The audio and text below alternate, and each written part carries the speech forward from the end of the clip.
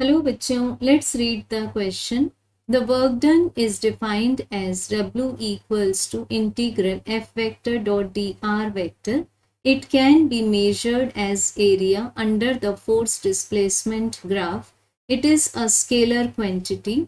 The figure shows the variation of force and displacement. Total work done is. सो बच्चों यहाँ given है हमें first noticeable information में work done as a scalar quantity can be represented as integration of force vector dot D R vector. अब अगर इस dot product को हम एनालाइज करें so this is W equals to integration F D R cos theta. Now if we take the value of theta as 0 degree, work done will be positive. But अगर हम इस theta को ले लें 180 degree, it means force and displacement exactly opposite direction में हो या फिर इनके बीच में ऑब्ट्यूज एंगल बन रहा हो, सो उस कंडीशन में हमें वर्क डन का आंसर निगेटिव मिलेगा. अब यहाँ नेक्स्ट नोटिसेबल इंफॉर्मेशन है कि वर्क डन को हम area under the force displacement graph से कैलकुलेट कर सकते हैं. ये एक स्केलर क्वांटिटी है. सो यहाँ अगर हम चेक करें फोर्स डिस्प्लेसमेंट ग्राफ में तो इसमें 3 एरियाज मिल रहे हैं हमें.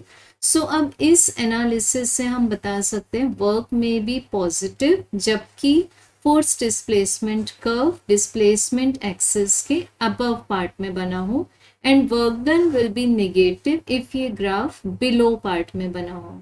तो इट मीन्स हमारे पास में जो एरिया 1 एंड एरिया 3 है ये पॉजिटिव होंगे. It means work done in first part as well as work done in third part will be positive, but work done in part number 2 which is below the x-axis will be W2 will be negative, that is less than 0.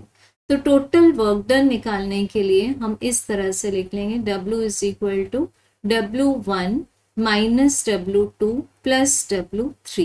अब W1 के लिए हम देख सकते हैं कि जो first shape है that is a triangle, second shape and third shape are rectangle. So यहाँ हम एक्सप्रेशन लगा देंगे. W1 के लिए area of triangle is half multiplied by base which is 20 metre multiplied by height which is 20 newton minus BCDE का area length multiplied by breadth आएगा.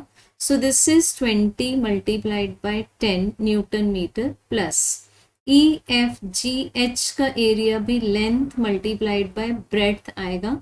So this is 20 multiplied by 20.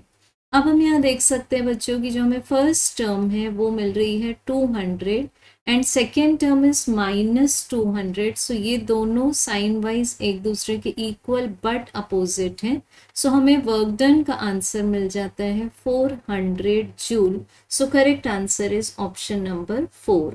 Thank you.